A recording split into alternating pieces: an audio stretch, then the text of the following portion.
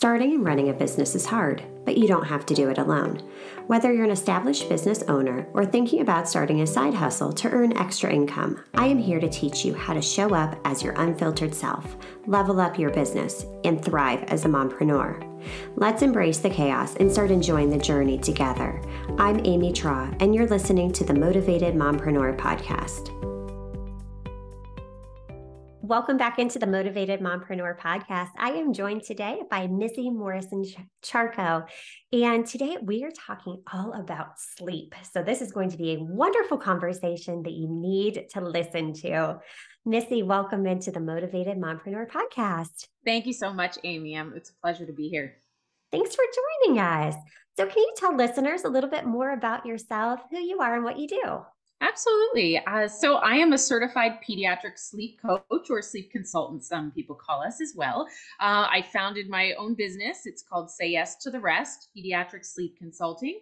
And so the reason I ended up in this field was because I, much like probably most of it or some of your moms that are listening, had a child who really was struggling in the department of sleep.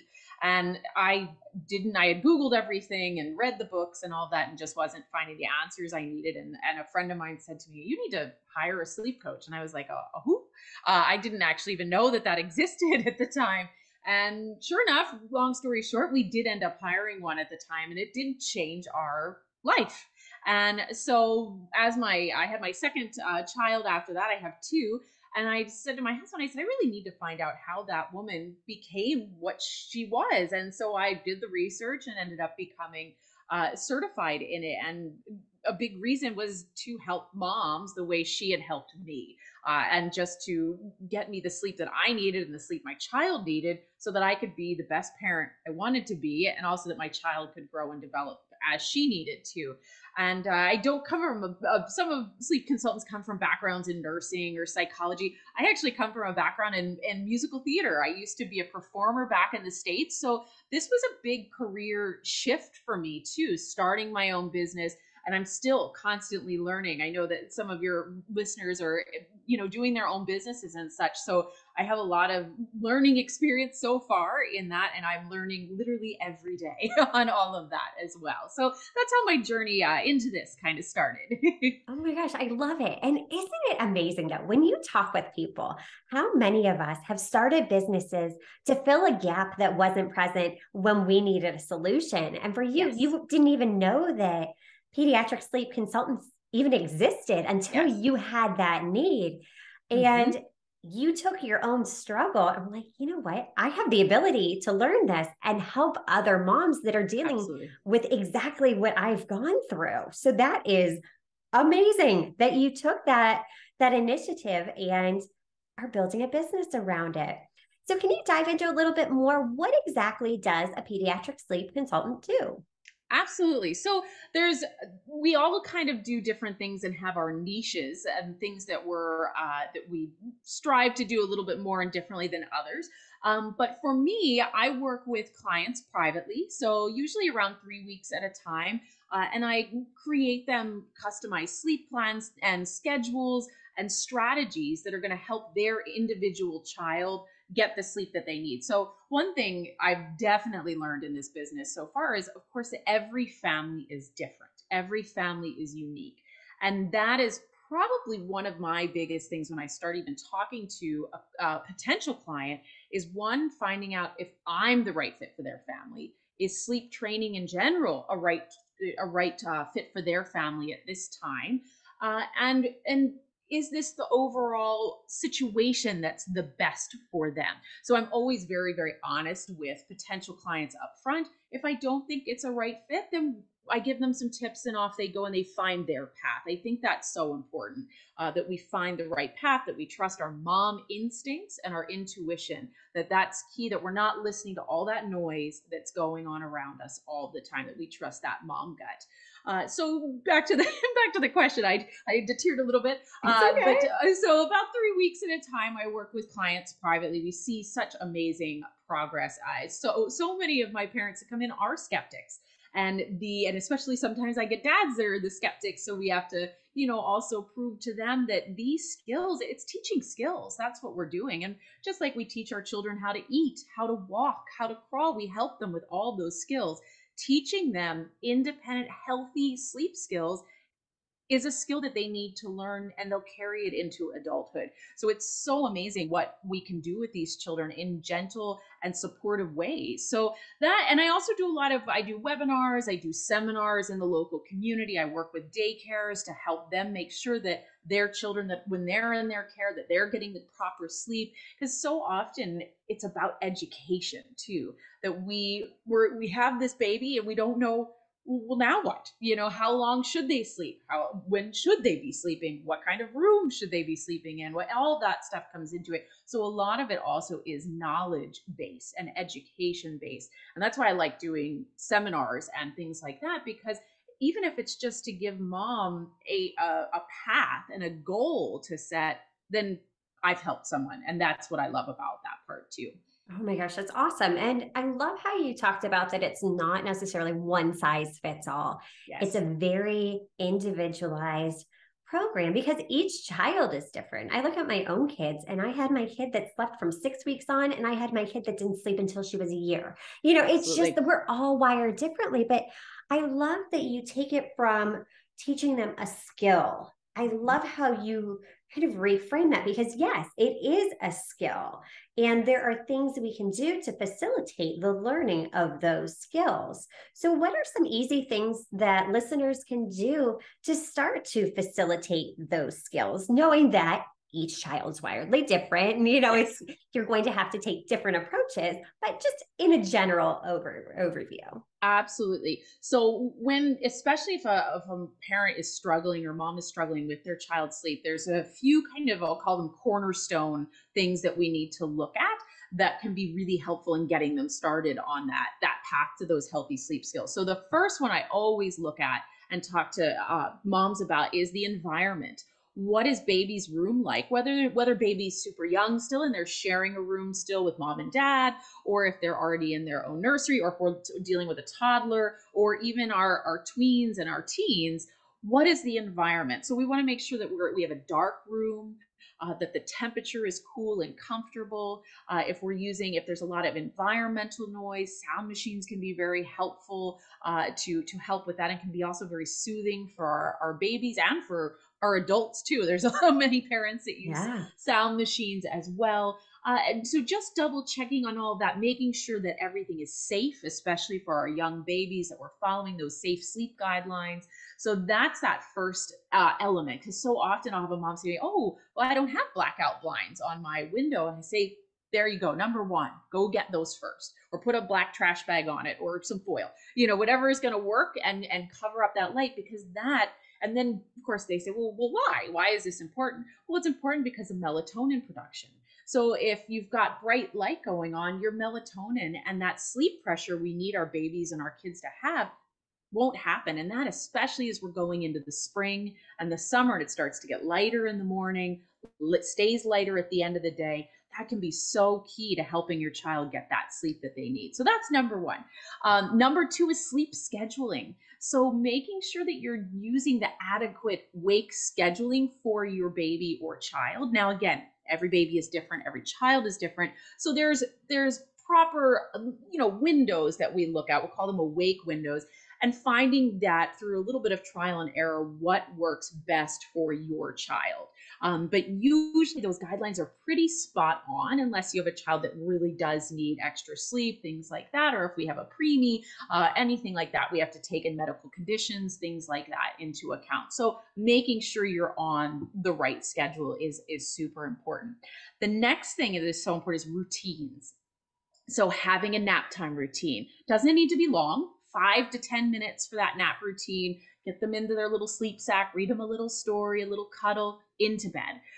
For our bedtime routine, it's going to be a bit longer because obviously we have a little bit more to do. But usually between 15 to 20 minutes is about the max. You don't want it to go on so long that it's not cueing, because what the routine does is it cues the body and the brain that it's time for sleep. And so if we do these routines consistently every single night and every single nap time, then baby or child starts to get so used to that that their body triggers that, oh, it's time for sleep. And then it's much easier for them to fall asleep at the end of the day. And my last one that I'll give too is early bedtimes. So often there's a myth out there that if I let my child stay up late, then they will sleep later in the morning. Nope, it is not true. 100%. I promise you, try it and it will not work.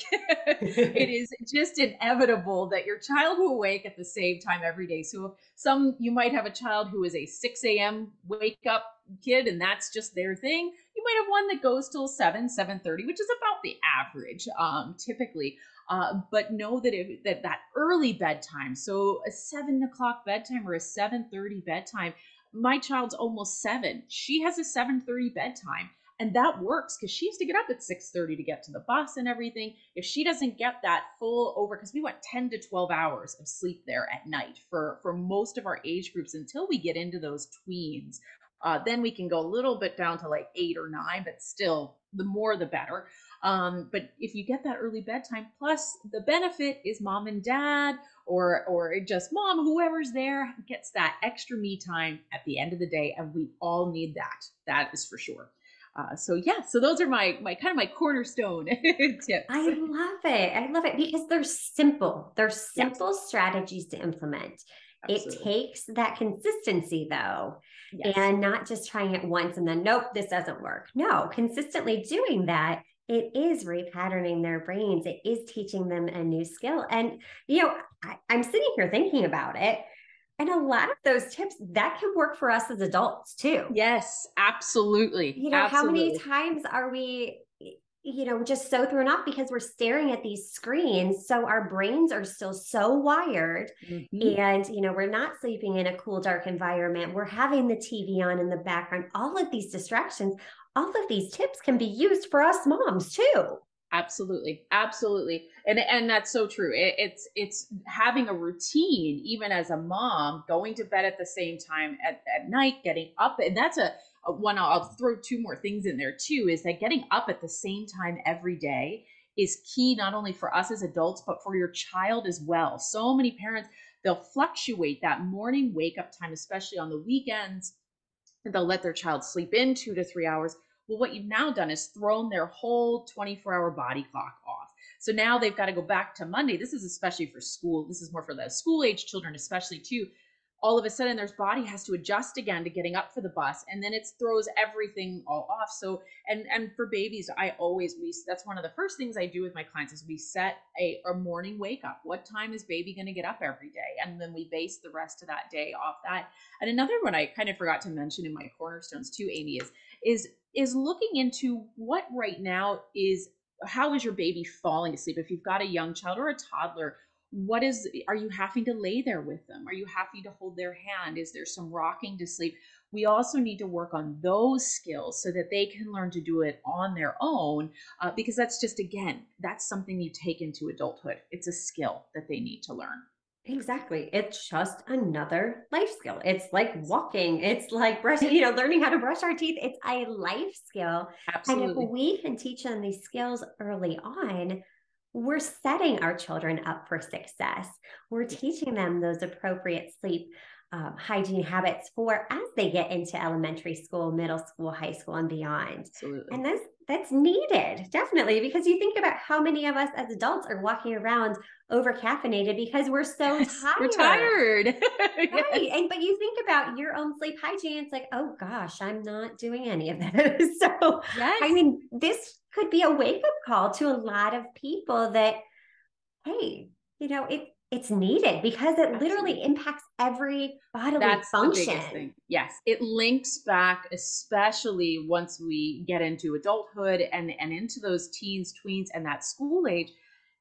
Sleep deprivation links to mental health issues. It with obviously with our children's growth and development, it links to all of that. But then as we get into being adults, anxiety, depression, diabetes, heart health, I can go on and on. It's amazing how much it links back to it.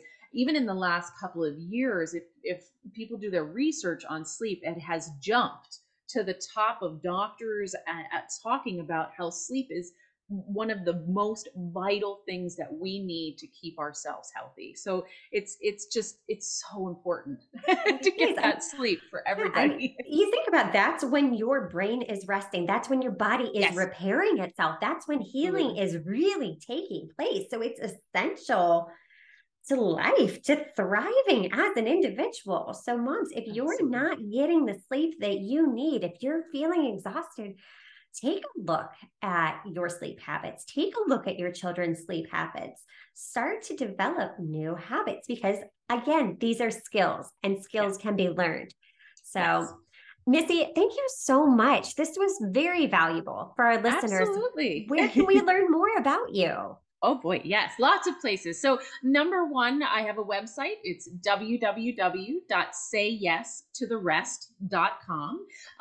You can also follow me on Instagram where I give tips a couple times a week. At Say Yes to the Rest Today is my handle. And that's also the same one for Facebook. You can follow me there as well. And on my website, if there's moms out there listening thinking, well, now what? How do I go about even talking to somebody or learning more? And I always say, again, it's about education. Knowledge is power, and nothing's going to change if nothing changes. So I offer a free, what I like to call either a child evaluation call or a discovery call, where it's free and you can just chat with me for 15 to 20 minutes about what this entails. How can I help your child, or how can I give you some guidance and instruction on where to go next, or what tips you might just need to just fix a few things and off you go. And that can be found on my website as well, where you can book that free call. So, and I encourage moms to do that. There's no obligation, and we're so afraid as moms